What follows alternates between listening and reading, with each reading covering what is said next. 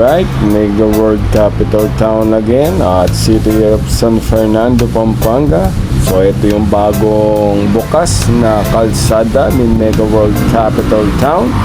At ito po tayo, dadaanan natin yung bagong bukas na kalsada niya, no? So malaking tulong din to sa mga transportasyon at mga pampublikong dumadaan, no?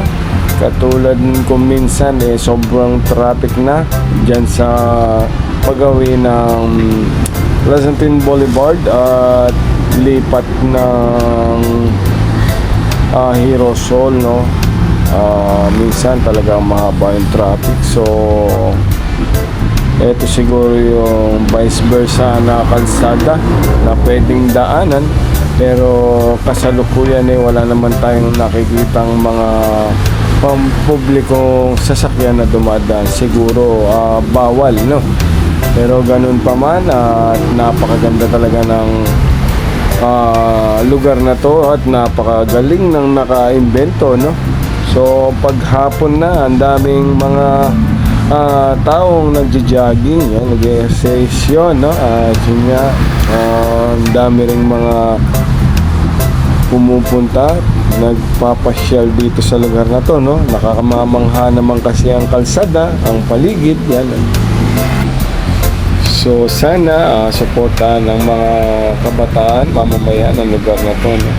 Pero sa ngayon naman may makikita tayong mga tao rito na pumupunta at yun nga, tumatangkilik sa lugar na to, na may mga nagpo-bike, yan. Meron din mga sasakyan na nakikita natin, kaso doon sa dinaanan natin wala pa. So ito yung mga ibang palaruan ni Mega World Capital Town. May nakita tayong soccer field yan.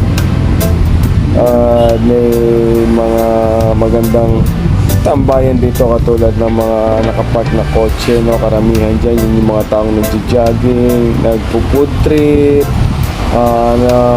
nagpa-family bonding dito, no? So wow talaga yung Pampanga ko minsan, paano pa kaya pag na-develop na to ng sobra? At meron na rin tayong mga condo, yan, no? So ang Pampanga ay sumasabay na. So up sa mga Kapampangan, no? Ayan, no?